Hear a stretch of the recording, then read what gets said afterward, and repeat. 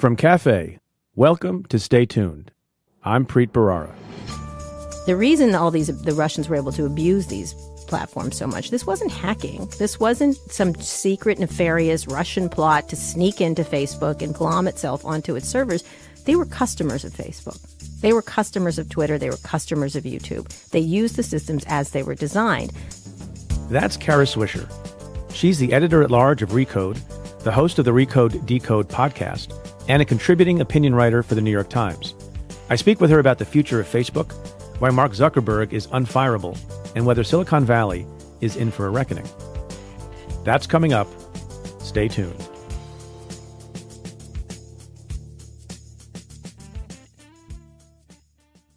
Okay, before we get started with the questions, a quick note. I want to make a correction from something I said last week. When discussing the case of Maria Butina, the alleged Russian spy, I said it was one of the cases referred out by Mueller to the D.C. U.S. Attorney's Office. In fact, the case was a broader counterintelligence investigation by the Justice Department and the FBI that predated the 2016 election.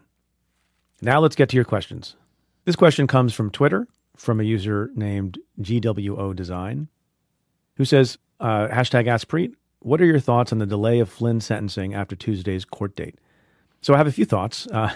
It was kind of a crazy day. Everyone had been expecting that Michael Flynn would be sentenced. You may recall that Michael Flynn is the former National Security Advisor who pled guilty to a single count of making false statements to the FBI, which is a serious crime, but the guidelines under the sentencing regime call, generally speaking, for only a 0 to 6 month sentence. Flynn's lawyers, as you might expect, requested that Flynn not be sentenced to any jail time. And as we discussed a few weeks ago, the special counsel's office also made a recommendation of leniency for Michael Flynn on a few different bases. One, that he was very cooperative. Two, that he had performed important military service to the country over the course of more than 3 decades. And that the crime itself carried with it only a guidelines recommendation of 0 to 6 months. That's the range.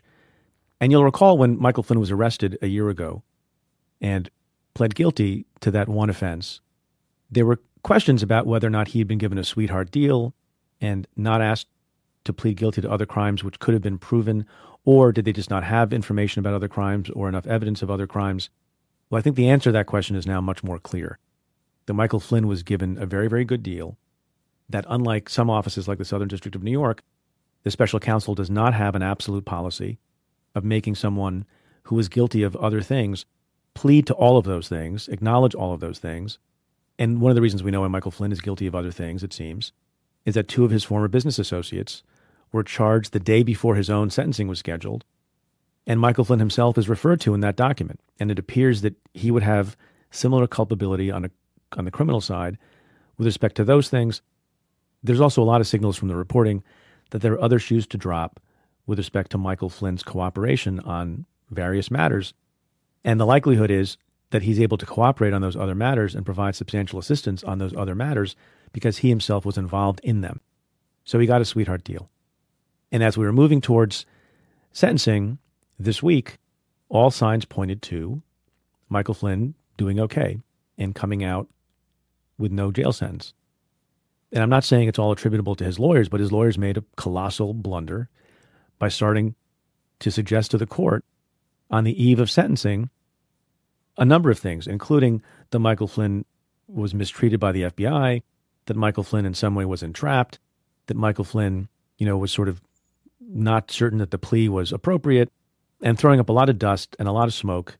And Judge Sullivan was having none of it. The arguments made by defense counsel started to be circulated in the echo chamber of conservative talk radio and television, and a lot of Michael Flynn defenders and Trump defenders started to say all sorts of things, exalting the judge, Emmett Sullivan, in some ways correctly, by saying that Emmett Sullivan, uniquely among federal judges, has no fear about knocking down the government and shutting down the government when he doesn't like its arguments. Emmett Sullivan, as you may know, perhaps most famously, excoriated the U.S. Department of Justice after it botched the prosecution of Ted Stevens, the former late senator from Alaska.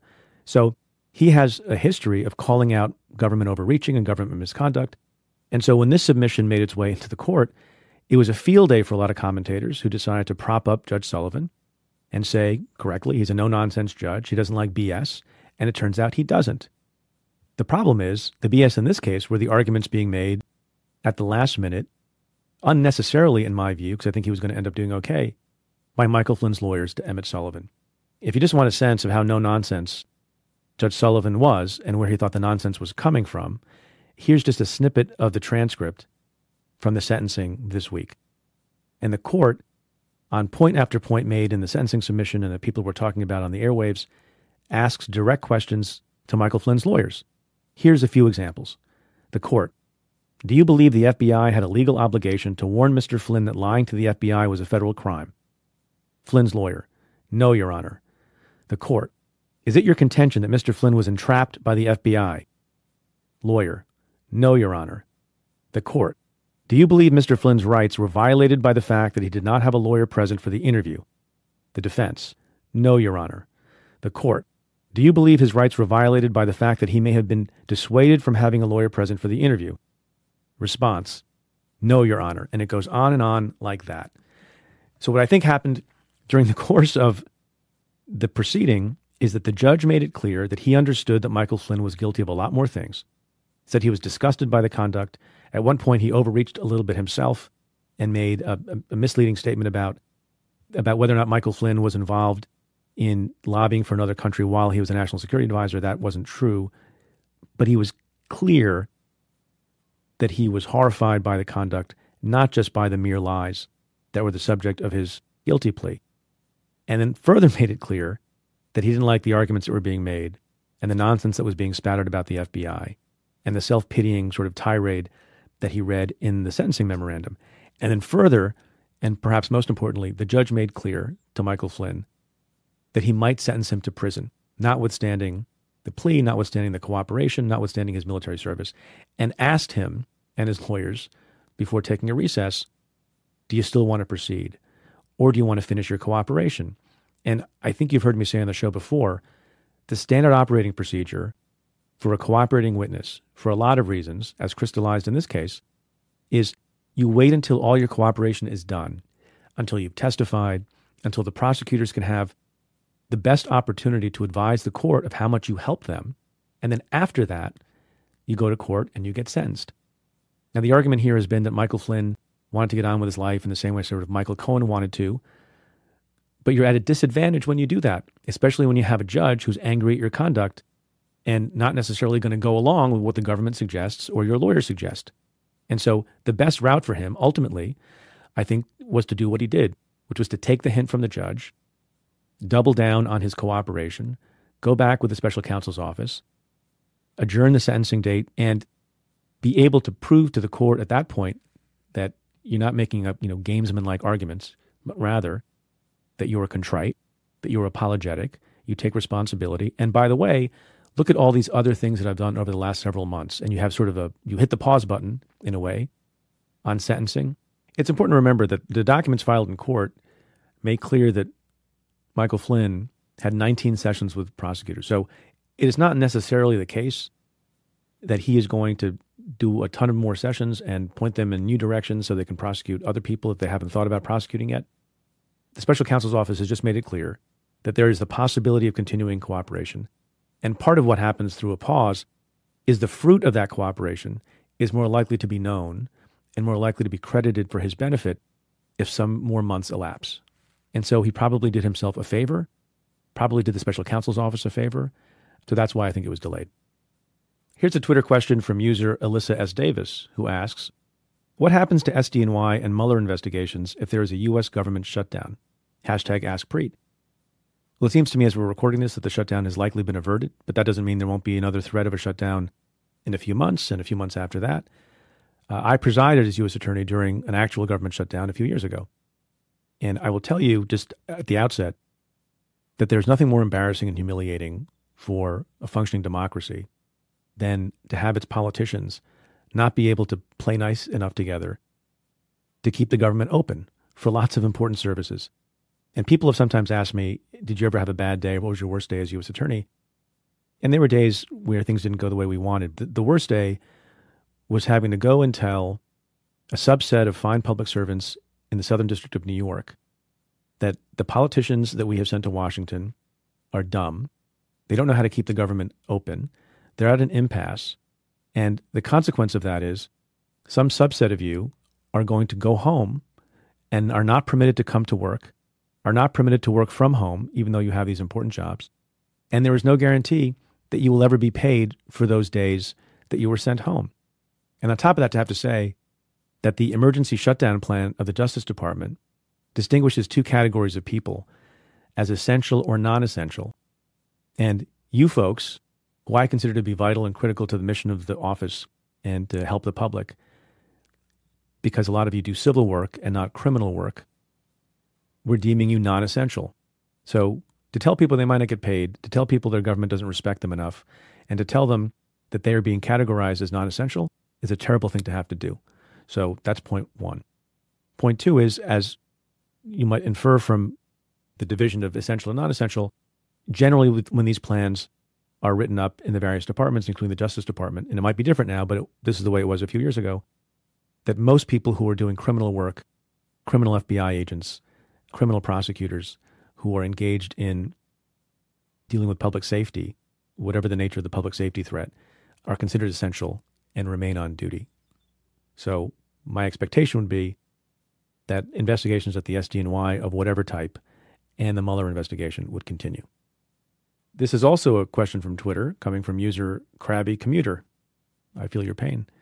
Why would we trust that Butina will be a legit cooperator and not one like the others who've misled or withheld at whomever's behest? Clearly to their detriment, but why would they even consider this?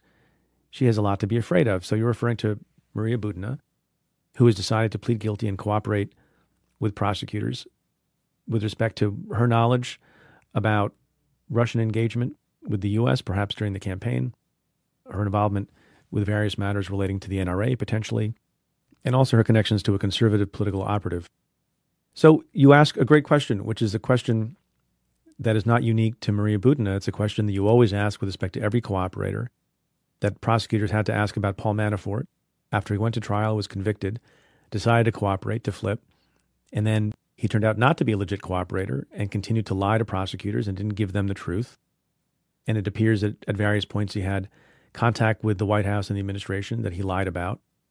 So you ask those questions and you try to corroborate everything they say. Now, she could be pretend cooperating like people sometimes do and like Paul Manafort did in connection with the Mueller investigation, but we'll see. I'm pretty confident, though, that the prosecutors in the D.C. U.S. Attorney's Office are going to be very, very careful and hesitant to believe something on her word alone. What's going to be required are emails and phone conversations and texts and other corroborating bits of information that make them believe the things that she is saying about other folks. That's the way it works in all cooperation scenarios and will work that way here also. And let me say something else, as we will end up seeing with Paul Manafort, if you decide to cooperate, fine. If you decide to not cooperate, fine. But the worst thing you can do is decide to cooperate and then renege on your obligation to tell the truth. That puts you in the absolute worst position. So now that she's decided to flip and agreed to cooperate, the one thing that the government has going for it is that people who are intelligent, and Paul Manafort seems not to be in this regard, people who are intelligent have every incentive to tell the truth and the whole truth because they've made this decision to cooperate in the first place. It is pointless to do this, put yourself in harm's way, put your family perhaps in Russia in harm's way, and not go the full 100 yards.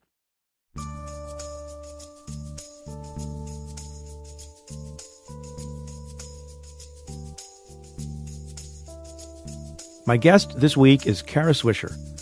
She's been covering Silicon Valley since the 1990s and is one of the world's most influential technology journalists. Kara has interviewed everyone from Mark Zuckerberg to Steve Jobs to Bill Gates and has no fear of holding big tech companies to account.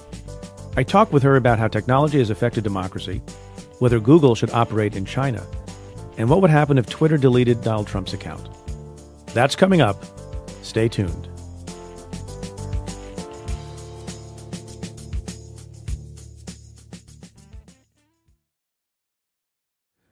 Stay Tuned is supported by The New Yorker. The New Yorker is an iconic magazine that represents the best writing in America today. You've heard their writers here on Stay Tuned. Jane Mayer on Brett Kavanaugh, Ronan Farrow on Harvey Weinstein and the Me Too movement, And Jeffrey Toobin with me live from the town hall. Their reporters hold people in power accountable through rigorous reporting and compelling storytelling. And they don't just cover the subjects we tackle here: politics, justice, and the law. Every week there's great reporting on international affairs, climate change and the environment, science and technology, business, fiction, poetry, food, humor, and cartoons. You pick up the magazine to read the talk of the town, and suddenly you're reading 10,000 words on a subject you had no idea could be so fascinating. Paper jams, fault lines, heirloom beans, stink bugs. So don't wait. Go to NewYorker.com/Preet. Listeners of Stay Tuned save 50% when they enter code Preet. With this special offer, you'll receive 12 issues for just $6, plus get the exclusive New Yorker tote bag. You can choose between print, digital, or a combo print and digital subscription. Subscribe to The New Yorker and read something that means something. That's 12 issues for $6 and a free tote bag when you go to NewYorker.com/Preet. I want to remind everyone to listen to my new podcast, co-hosted by the former New Jersey Attorney General and my friend, Ann Milgram. It's called Cafe Insider. Every week, we break down the headlines and take stock of what's happening. Members of Cafe Insider will get access to full episodes and a weekly newsletter. So go to cafe.com/insider and become a member. Kara Swisher, thanks for being on the show. You're welcome. So we have a lot of things to talk about. We do. The timing is great. But first, I want to ask you a question about you. Sure. Which is... Who the hell am I? Who the hell are you, Kara? Will the real Kara Swisher please stand up? Well, no, look. So I'm gonna ask this question by reference to a movie. Okay. I think it's A Bronx Tale. Right. Great movie. Great film. Great. And the main character gets asked the question. He's a mobster. And he gets asked the question, would you rather be loved or be feared? Mm-hmm. And he says, I'd rather be feared. Mm-hmm. Feared. Feared. Yeah. Right. That's my Bronx. The Bronx. Yeah. It's my Indian Bronx accent. And the reason I asked that question is one of the most interesting things written about you in New York Magazine was that you are the most feared and most well-liked tech reporter in Silicon Valley. How does she do that? So are you doing something right or something wrong?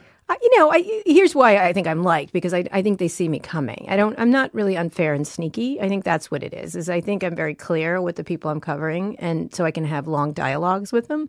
And I don't disrespect them unless they really are disrespectful, essentially. So I think I treat people with respect and at the same time don't back down. So I think they're scared of what I might know, and then at the same time, I'm not rude. I mean, people always are surprised that I'm pretty charming. You seem very charming. I am charming. Already. Even just 2 minutes into the interview. And funny. I think I'm very funny. I think I'm somewhat disarming with the people I cover. And so I just do. If you don't say so yourself. Right. If I do, I will say so myself. But it's like, look, reporters are, Joan Didion said it best, that reporters are always, are manipulative people. And charming is not manipulative. I don't mean in a negative sense. Right. I mean in a positive sense. Is that you're a lawyer. You have to charm juries. You have to charm judges. You have to charm clients, et cetera, et cetera. Guests. And so, guests. Right. Yeah. Exactly. So you have to have an arsenal of qualities. And I actually happen to like the people I cover. I find them interesting. Are they right to fear you? Yeah, I think so. In some cases, not everybody. I think they should fear people who ask them straight up questions about what they're doing. I think a lot of Silicon Valley, like a lot of industries, gets by on a lot of sort of hype and PR. And I think when people go, well, I don't really understand that, or ask sort of more pointed questions, I think they get nervous. So yes. So let's talk about Facebook. Because as we sit here in the studio on Wednesday, December 19th, big story in the New York Times about Facebook. You've written about Facebook and some of the other big social media tech companies. And the New York Times reports that unbeknownst to people previously, Facebook has been sharing personal information of a gazillion, I don't know what the official number is, but a gazillion people with other companies, and sort of seems to be getting away with it by suggesting, as Mark Zuckerberg has, well, we never sold personal information. Right, directly. They just shared it. Yeah. How big a deal is that? Well, it's just more of the drip, drip, drip of what they've been doing and how they've been conducting the data that they've been entrusted with, how they've been managing it. And I think badly, I think it's probably a very nice way to put it. Look, they've been in this data business forever and everyone understands it. And the question is now people are starting to drop a dime on Facebook and saying, here's how they actually shared. And the question is it's so interesting because when I put this up, I said, what's really interesting to me and striking about the latest New York Times piece, of which there have been many, all kinds of people. We've been warning about their privacy issues for years and their lack of care around the privacy, and have been quizzing Mark Zuckerberg about this for 10 years, is how badly they manage the privacy they've been entrusted with and how loose they are with it. And I think that's really at the heart of what's going on here, is that these are advertising businesses, so data is going to be attached to them, but they have enormous amounts of data in people, and how they manage it is pretty sloppy. But why? Why has it been so sloppy? Why is it so bad? Why is it that this company that is so profitable has so many, so-called geniuses who run it? This is central to their business model and to their reputation. Why are they screwing it up so badly? Well, I mean, there's no two ways about it. You are the product of these people. They're selling your information. They're not just doing that. What they do, what's really interesting and very canny by Mark Zuckerberg when he was in Congress was he was like, we don't sell data, Congressman. We don't sell Senator. They don't sell data. What they do is they take data and they manipulate and mash it up and combine it with other data and then sell insights into the data to everybody. Or they share it with partners that they want to be part of the Facebook platform for whatever advantage Facebook is looking for. So in the case of Bing, they may have some deal where they trade data back and forth, for example, or information. Same thing with Netflix or Spotify. Sometimes it's just an advertising relationship. But the fact of the matter is they're taking your data and doing things with it in order to monetize it in some way. And the way they've been doing it has been it's just been sloppily managed, and sometimes it has massive repercussions in terms of how they manage their platforms, such as in Myanmar or India, where they didn't have rules or ability to monitor some of the things that were going on the platform. So it's sloppy to me all over the place with very disturbing repercussions. So when you say sloppy, some might say you're letting them a little bit off the hook by suggesting, they just didn't get it right. There was some incompetence, there was negligence, rather than they're intentionally manipulating your data.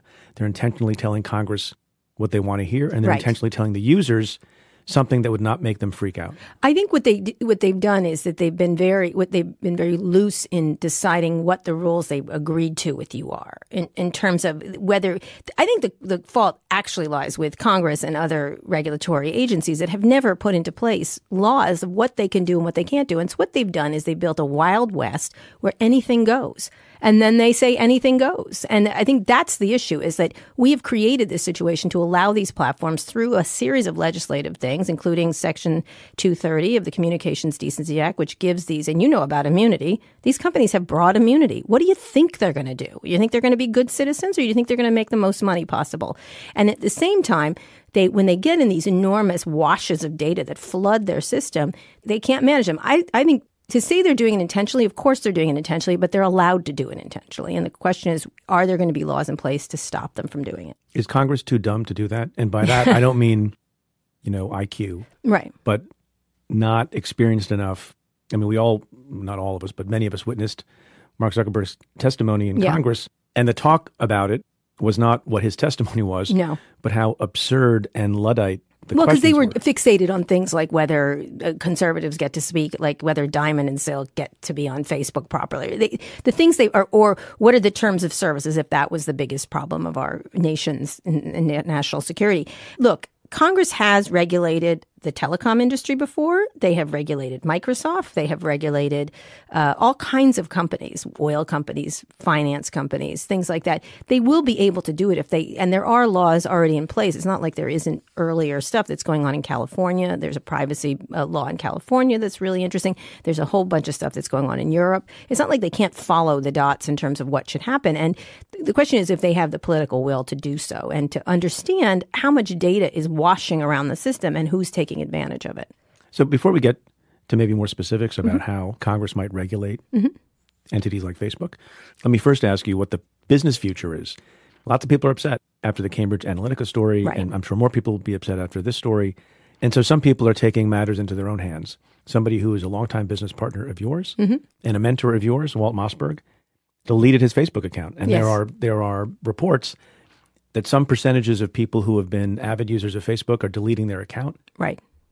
Is that a good idea? Should I delete my Facebook account? You have to understand what information they have. I don't use Facebook that much. I find it I don't use it because I don't like the product. I think it's lugubrious and big and bloated and stuff like that. What does lugubrious mean? Just slow moving. I don't find any use to it. I was asking for a friend. Thank you. No problem. Walt did this because Walt's he has very strong opinions about privacy and the uses of privacy. And I think through its history, Facebook has shown either cynically or sloppily that they have not been able to manage data properly. And their first inclination is to steal steal information or to take information and manipulate it.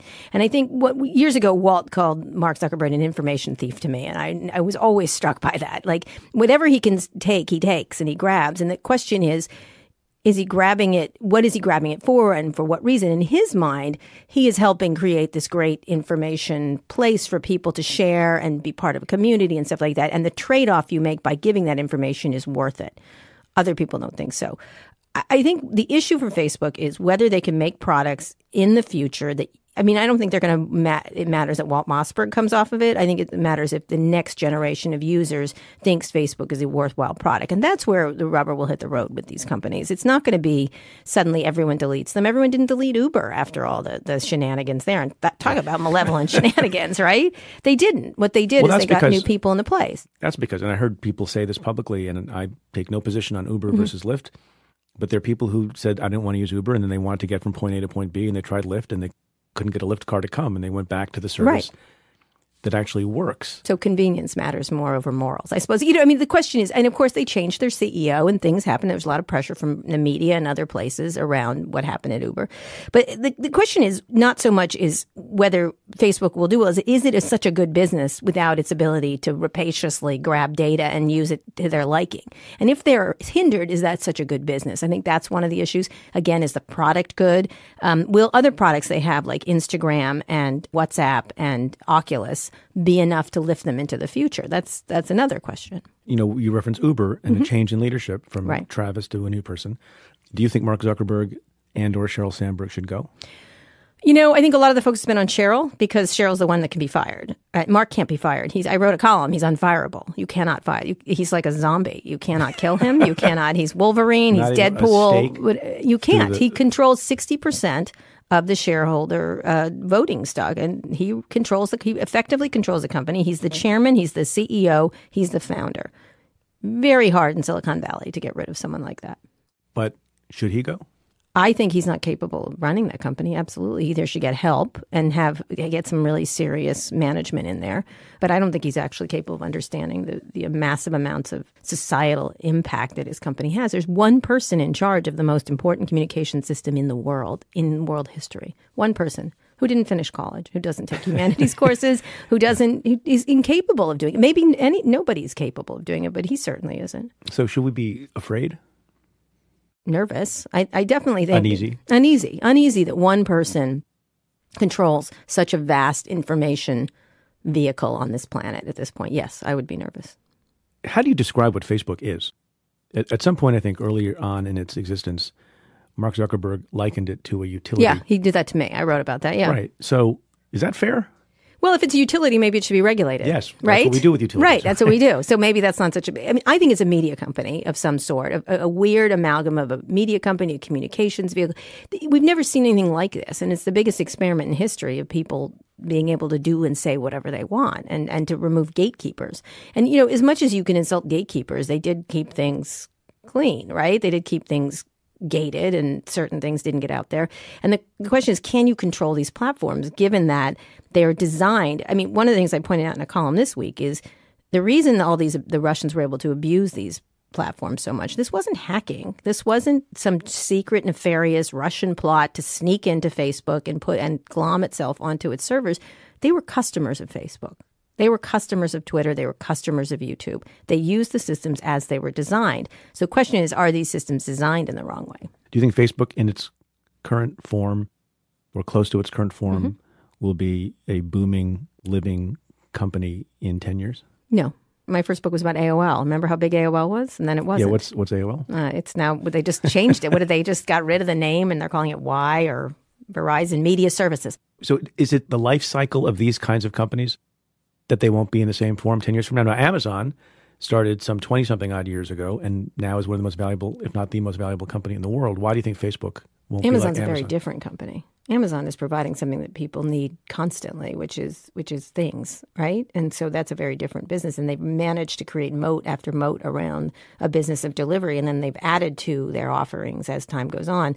They've added entertainment, they've added delivery, they've added convenience, they've added quickness and stuff like that. So that's a very different business than Facebook. Facebook is a fad business in a lot of ways. People do need to communicate and find a way to communicate. And this is just the latest version of that. I'm not sure if there's anything to replace it is the issue. And the question is whether Facebook can innovate enough to serve the purpose that it's supposed to serve, which is to connect people around the globe in a convenient way. Because one of the biggest risks, you talk about it being a fad business, is that Facebook is already becoming sort of passé. I mean, do young kids don't No, my kids don't use it. They use Instagram, but my son just called Instagram a museum, which I thought was funny, which he was right. It's a performative display mechanism for people to show off their vacations and food things they're eating, or how happy their family is. If you ever spent any time in Instagram, you feel terrible at the end of it because it's just not as terrible as I feel after spending some time on Twitter. See, I like we'll Twitter. Get to. I'm against. We're going to talk about the toxicity of Twitter. Okay, all right. I think it's very different. So anyway, they own Instagram. So Instagram is growing, and people do like it. They do have WhatsApp, which is a very fast-growing communication system around the world. It's encrypted. Obviously, there's issues around that. And they, of course, WhatsApp's been in trouble, has been implicated in India and other places because of the nature of the way they built it for virality. And so the question is, we always think of it in terms of just this country. What's happening globally is much more dangerous of what's happening in, say, the Philippines. I just interviewed Maria Ressa, who's on the cover of Time magazine. She's a journalist there. Facebook is the way everybody gets all their information. Like 97% of the Philippines is on Facebook. That is effectively CBS, ABC, NBC, New York Times, Washington Post in one big group without the controls that those media organizations have. So if Facebook, I wonder about these platforms now. For those people, if Facebook went belly up tomorrow and ceased operations, not going to happen. But if they did, what happens to the consumers of news in the Philippines? I don't know. That's a good question. It's like, I don't know what happened today. They don't know. Preet, what would happen if Twitter removed Donald Trump from Twitter? What would happen? The world would be a better place. Well, okay, but they haven't. I'm just saying they're not going to. It's not going to happen. Yeah, I mean, I guess part of the reason I asked that question is, does that inform my earlier question that Facebook is sort of too big and important to some people in their lives and in other countries that, there are enough forces to prop it up? Oh, of course it will. I mean, before they used to get information through what? Radio, through TV, through newspapers and things like that. Well, those businesses have been decimated by, guess what? Facebook, right? So these, not just Facebook, but Google and Facebook, essentially. I mean, the other problem for people who have their own media businesses and even other small businesses is they rely on the Facebook algorithm for consumers to find them. Yep. And remember this happened some months ago, or maybe it was a year or two ago, Facebook on its own just decides to change the algorithm. Right. Google also, what shows up in its in people's feeds. And people's businesses are decimated because they're relying on this platform that is not regulated very well. It's not a utility, not regulated as a utility. And so people are left a little bit at risk because you have this monolithic thing. But it's not regulated at all. Let's just be clear. There are no laws that regulate them. None. They have none. Media companies have them. Teleco companies have them. Wall Street firms, whether they're worse or not. So what law? So wave your magic wand, as I sometimes ask on the show. One law that's clear and understandable that can be enforced to regulate something. I would like remove immunity from the platforms, that they are responsible for what's on their platforms in some way. Completely? No. It has to be, right. You have to think clearly about what they need to be responsible for. But that lack of any responsibility means lack of any responsibility. I think that would be something. I think a privacy bill that had some teeth to it, where you had to, just even the basic thing is when something like Facebook also had announced a hacking earlier, that you forgot about that because there was the Senate report about how the Russians manipulated the platform. Then there was this. And then there was a hacking this week. So, for example, in a hacking, they should tell people immediately about a hacking and reset passwords and stuff like that. Things like that require them to do it without taking 6 months or 3 months or whatever months. Is there a way that we should think about changing the economic model? And maybe it's not possible. And the reason I ask that is in the Times article today that we've been talking about Facebook, there's this very compelling sentence that says, quote, personal data is the oil of the 21st century. A resource worth billions. Is that right? Yes. Is that how it should be? Well, that personal data is you that can valuable? Target people in the most astonishing way. You spend every day of your life with a cell phone in your pocket, right? It's mostly in my hand. Right. It's in your hand and you're staring at it and you're walking down the street not talking to other human beings. Not right now. I'm talking to you. But it is full of information. Imagine, the old days you used to sit at your computer and you go from website to website to website, right? They could track you and understand you. But this one, it goes with you. It says where you're going, where you moved, what you did there, what you bought there, who you called. It has so much. You are literally put a sensor on your body that is constantly communicating information about what you're doing in the most incredibly rich way. And so they can think about it. There's never been able to track people in this way in history. And so that makes a lot of money. It's worth money. I'm terrified now. Yeah, you should be. I mean, you should be. I have all kinds of things on my thing, but I give into it too. You've said this also, expanding beyond Facebook. Facebook, Twitter, and YouTube are the digital arms dealers of the modern age. Mm-hmm. Arms dealers? Yeah. They were mad when I said that. All of them together were mad. Because they are selling information. Information is power, right? So they control all the information. And so therefore, they can either sell it to marketers or they can sell it to Russians. Like, it doesn't matter. Like, anyone can avail themselves to these tools and platforms to do things. Like, just the fact that the Russians were able to go on these platforms and abuse it in such a way without any controls should say to you that these people are sloppy and they're not running their platforms correctly, or they've designed these platforms so that this is exactly what would occur. They've designed them for virality, engagement, and speed.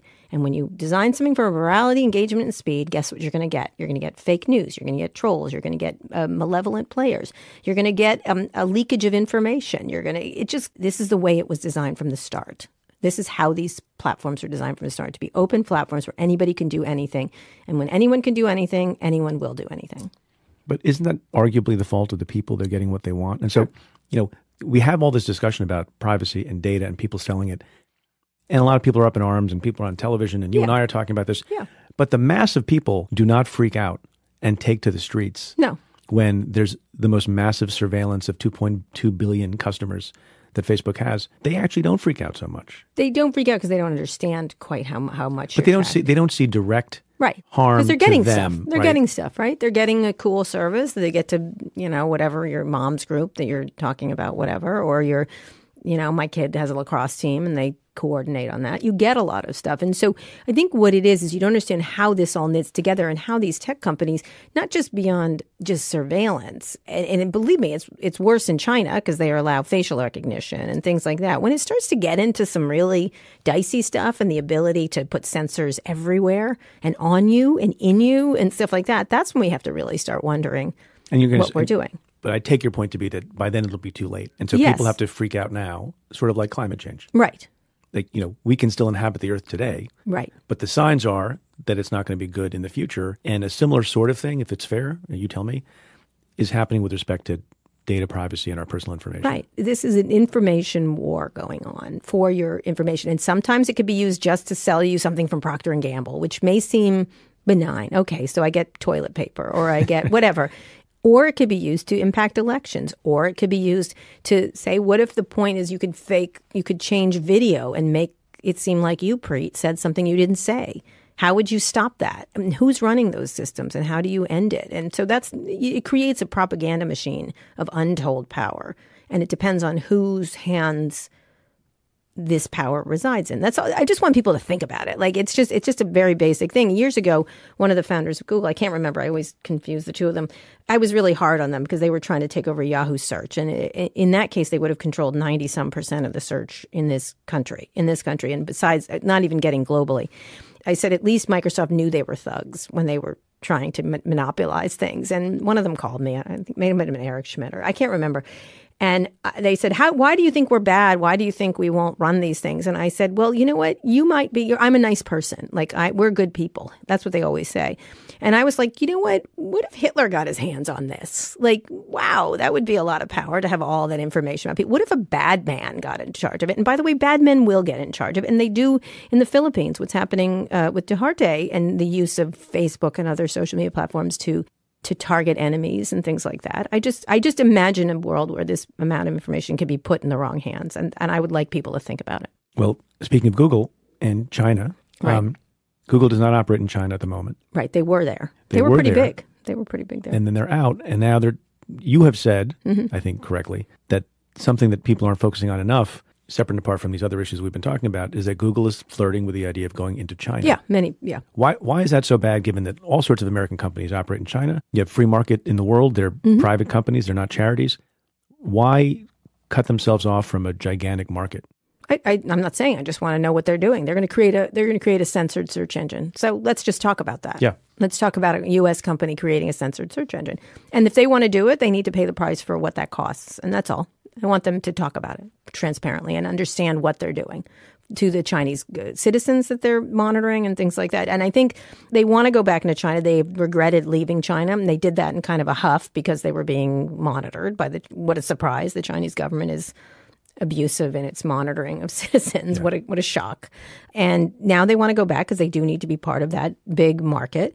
And they're already there, by the way. Google does a lot of advertising and things like that in China already. Its advertising services are there. And so the question is, how do they go back in, and how should we think about that? That's all.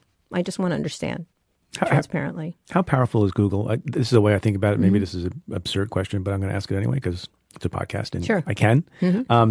There are, I guess, something like 195 sovereign nations on Earth. Right. If Google were a country, where would you rank it in terms of power? Very powerful. Up at the top. I think these companies are nation states. I do. I think of them as nation states. And it's not just Google, it's YouTube. Just think about YouTube. And that's another sloppily, all those videos that take you down a rabbit hole of right wing or left wing or whatever wing you want to go to. But, the way that's designed is it's not designed to have a clean platform. And by the way, Google search is very clean. When you search for, I don't know, ADL, the Anti-Defamation League, you find information about the Anti-Defamation League. When you go on YouTube a couple months ago, or about 6 months ago when I was looking at it, you found anti-Semitic stuff. Why would you find anti-Semitic videos when you search for ADL? Why is that what comes up? Now, they've tried to fix that, but the fact of the matter is they've let anybody at all upload information onto the platform without any monitoring of what goes on there. And then they reap the rewards and the negative parts of that. So, yeah, they're very powerful. Twitter? Yeah. You said that you like being on Twitter. I do. I do sometimes also. Yeah, you're good at it. Well, Preet. Thank you. But there's a lot of anger. You like it. I can tell. I can see you sitting there thumbing up like, oh, I got a good one. I also like Doritos very much. Yes, that's true. But, then you eat a bag of Doritos and you're like, that's kind of gross. So why are you on there so much? I don't know. Yeah. I like it for the information. I like the news. I think it's a really great news. In its best form, Twitter's a great place to find out about news and when things are happening, particularly breaking news. And it's also a great platform to get clever people like you. Your take on the news is interesting to me, too. Your commentary and stuff like that. It's great. I enjoy it. I think the problem is when it becomes bullying or when it becomes a vehicle for abuse. And I think that's the problem you have. You once said something about Twitter. You said, rules won't save Twitter, values will. Mm-hmm. What does that mean? Well, that they decide what is allowed and what is not allowed on there. And I think one of the things, Twitter is, of all the companies, are the most sort of free speechy, of the internet companies. Free speechy. You say that as a negative kind of thing. No, well, you know what I mean. In the First Amendment. The only reason why is because they do it in this way that they act like freedom of speech doesn't mean freedom from consequence, right? They act like, hey, free speech, that's it. That's the end of the argument. And it's a very, as you know, as a lawyer, it's a really complicated argument of what free speech is and what people should be able to say, whether people should be able to say false things or difficult things. And so I think they sort of stop at anyone can say anything. And that's kind of like to me, the toddler version of free speech, right? Like anyone can scream on the court. Okay. And then what? How do we conduct a society where we're going to do that? And so the minute you say, well, maybe we should think about Alex Jones. Maybe we should think about whether we should do this. And by the way, these are not government entities. That's what they always act like, that they're like the federal government. It's just Twitter. And they just make money. And they can make rules around what's allowed and what's not allowed on their platform. And so I think some of their values should be, if they're going to have values around anti-bullying or whatever they pick, they have to be strict in doing them and create rules that are understandable for people to follow. People do understand a stop sign, right? I mean, when you're driving, it means slow down, right?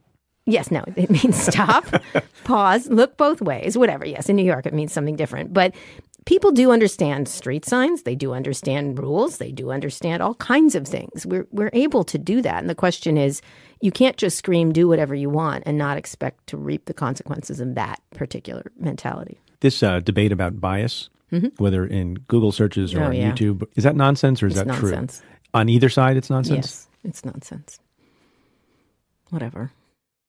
It's just not. Do you want to say anything more to debunk it? It's just nonsense. It's just nonsense. It's really like, is Donald Trump been not been able to say what he thinks? I feel like we've had plenty of Donald Trump and his friends and all the right wing. They get to do whatever they want. And in fact, what's interesting is for years, and I do agree with this, that the right side of this country, the more conservative side, was kept out of media. Media is and has been pretty liberal for most of its history, or centrist, I would say. I wouldn't say too liberal because they like to keep control of, they're They're not down, Alexandria Ocasio-Cortez's avenue, but they're profit-making conglomerates. They're profit-making conglomerates, but they're a relatively liberal group of people who mostly live in the Upper West and East Side of New York. So they've been relatively liberal, and conservatives have been aced out of that. Now, with Fox News, they got a voice, and they started to get that. But conservative voices have been using digital means for years now, going way, way back. And so it's been a place where people who weren't able to be heard were able to be heard. And so they've created websites and all kinds of stuff, on Reddit or wherever. And so there's lots of voices. And so when they say they don't have voices, I'm like, you have voices. Like you can create a website, you wouldn't have had Alex Jones had you not had digital means to be able to communicate his views, whatever you think of those views, which they're awful. So these digital means, are they worth the price? Well, I don't know. That's what you get. Like before, Alex Jones never would have been able to be anywhere, right? Where would you have seen him? He'd have been, he'd be down in his dirty little hole for, you know what I mean? Like, and now he can communicate his views to the public. And the fact that they say they don't have an ability to communicate their views is just ridiculous. It's a persecuted mentality that's insane. And we also get cat videos. Right. We get cat videos too. But that's very nice. Anything. But I'm just saying these people have plenty of tools at their disposal. It just might be that these are private companies that can make rules about what's allowed and what's not allowed on these platforms. What about the effect on democracy? Facebook and these other companies, overall good for democracy or bad for democracy? Not good. I think we're in the not. They could be good. The idea that everybody has a voice and people who are disenfranchised have a voice. What a great idea, right? So how do we get further towards that ideal? As opposed we have to be all the civil. toxic. We have to have a civil society, right? You can't legislate that, right? You can't. That's the thing. Is of course we have a president who's not civil in any way and has taken it to 11 on how to be toxic, and so everybody's the brakes are off, right? Everybody just does whatever they want now, and so I don't know how you put that back in the. It's sort of like I'm going to see the play Network on Broadway. If you remember watching Network, all the things that were in it seemed crazy at the time. Right. Now, every single thing in Network is present on cable for sure, or some cable show, a psychic show, whatever. Just not executions, not live executions. Right. But everyone's mad as hell. And not going to take it anymore. And so now they have a vehicle to do it. And so the question is, can humanity pull itself back from its behaviors? The part that we aren't talking about is that these screens are addictive. They're designed to be addictive. They hire people to make you addicted to them. And therefore, you're addicted to them, and they appeal to the worst nature in this. So what do we do about that? Right? Yeah, well, so, not to get too into psychology, but, a lot of people are discussing, and my family has been discussing, and it's something that's discussed in the schools more now than it ever has been before.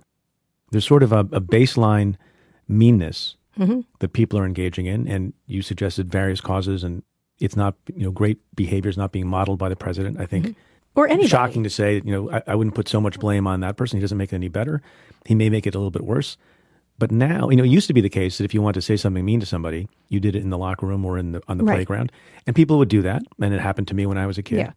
But it's much easier both to do it from a device, and then right. if you're doing it from a device behind the cloak of anonymity, like a lot of people on Twitter are, and people just get used to trading insults and telling other people to kill themselves and hurt themselves.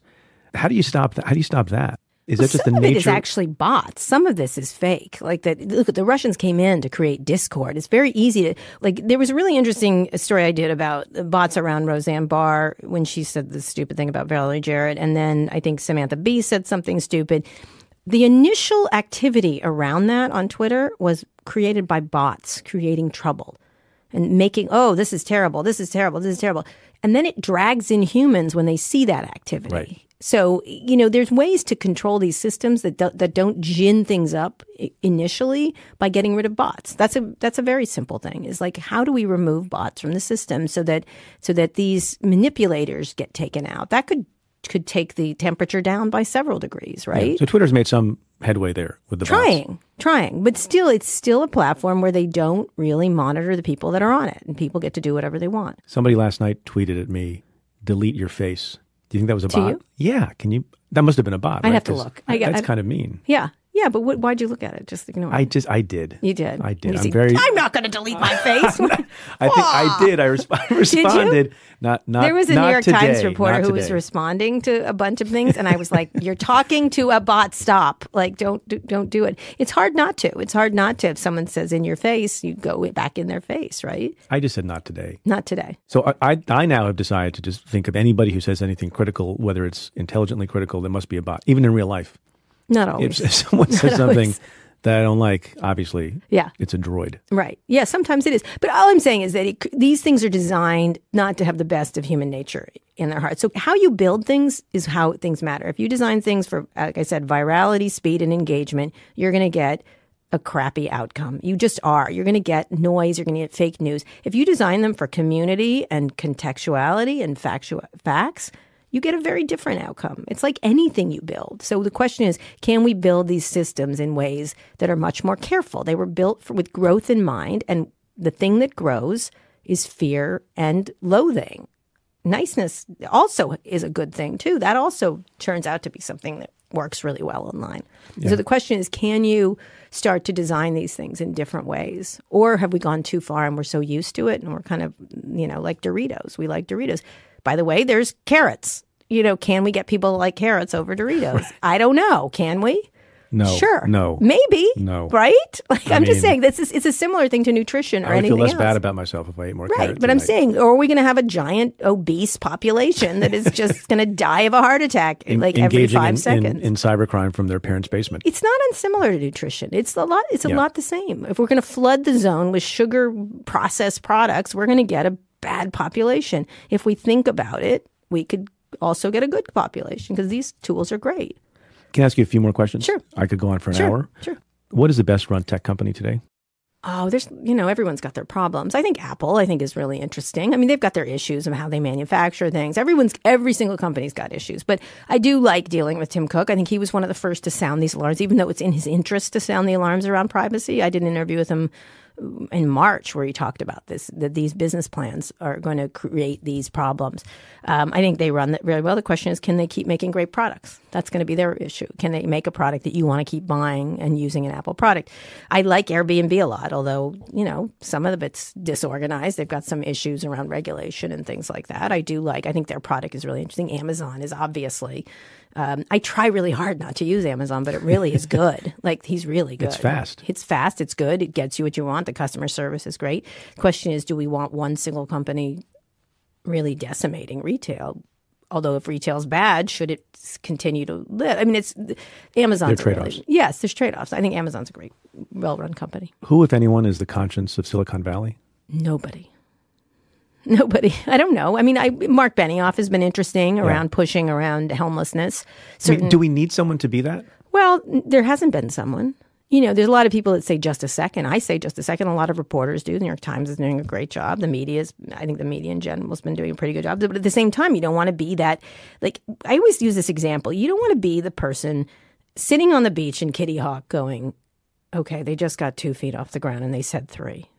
Right? They flew that, missing the point that there's all these really amazing innovations that could help humanity around healthcare, around how we live, how we connect with each other. There's so much goodness in this technology.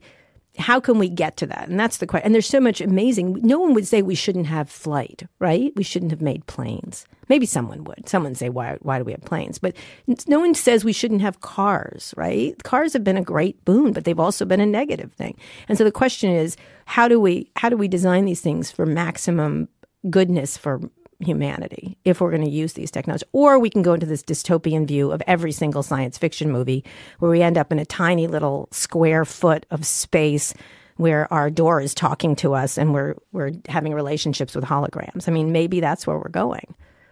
Should we be afraid of robots?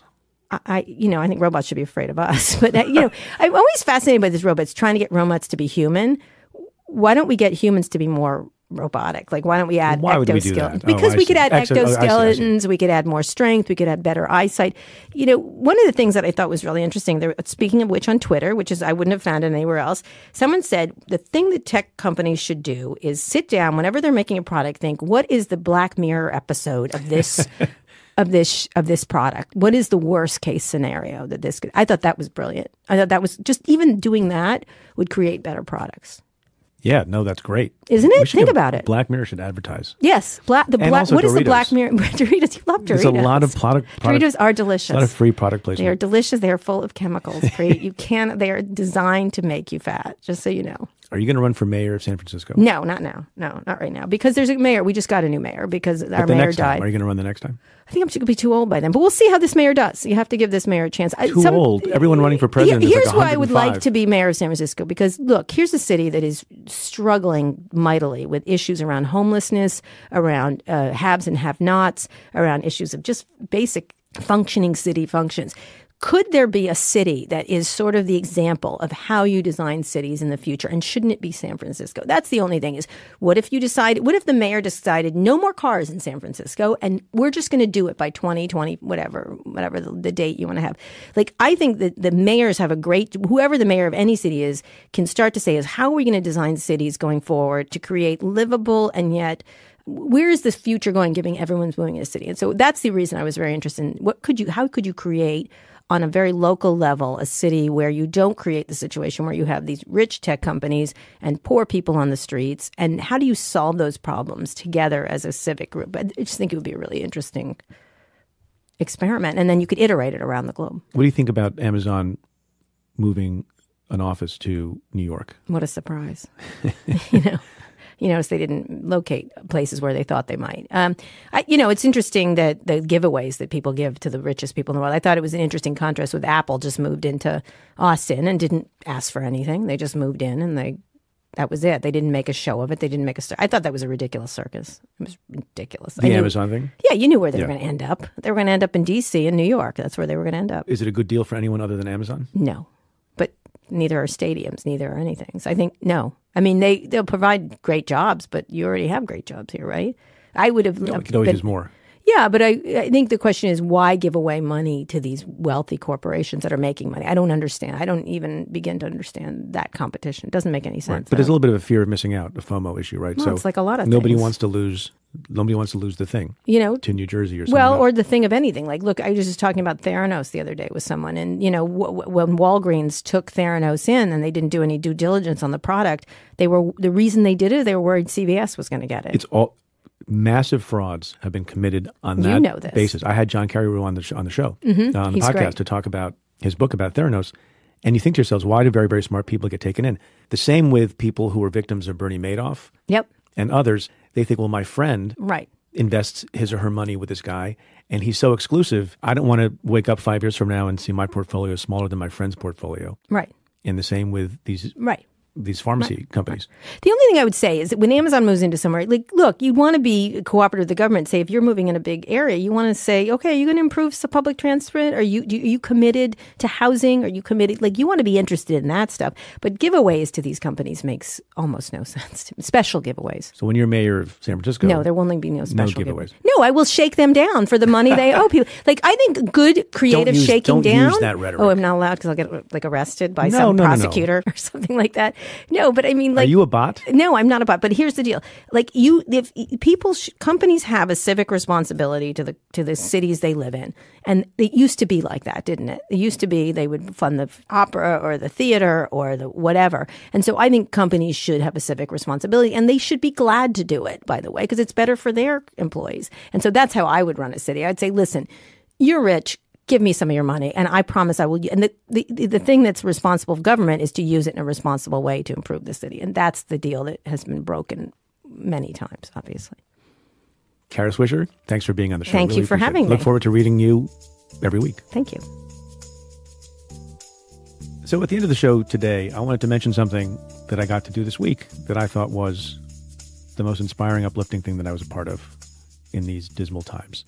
And you may have seen this on Twitter, but I was invited to speak at a small function at a place called Monty's Trattoria, not far from NYU Law School last night, at the request of one Steven Van Zandt, who you may also know as Little Steven. You may also remember him as Silvio from The Sopranos. And he's a member of the E Street Band, which is the band that plays with Bruce Springsteen, who I'm a big fan of. And Little Steven Van Zandt, does a lot of things that you might not appreciate. Aside from singing and acting and entertaining folks for generations, he also cares about education. He cares about kids. And he and his wife, Maureen, and a bunch of other folks have for a number of years been supporting the idea of arts in the schools. And not just art for its own sake, but art that helps teach people about history and science and all sorts of other things. And as Stephen said last night, it's a tragedy in this country that in some ways the teaching of art is a luxury, because it's not that way in other countries. Art is more central to the whole education experience.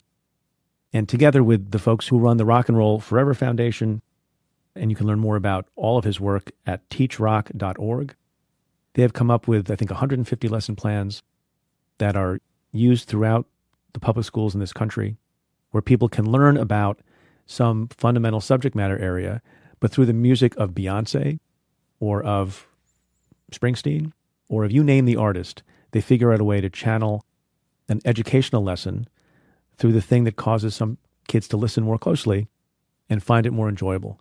And that's through music. If someone had told me growing up in New Jersey, where my dad was a pediatrician in Asbury Park, while I was listening to my own personal copy of The River, the double album that came out in 1980, that some years later I'd be hanging out after having been the U.S. attorney with Stephen Van Zandt to talk about music and education, I would have said, you're crazy. But I really hope that that could happen someday, and it did. And it meant a lot to me, and I know it means a lot to the kids. So congratulations to Stephen Van Zandt and Maureen and all the others, and everyone who cares about education and music, and the combination of the two is a pretty great partnership. Merry Christmas, everybody.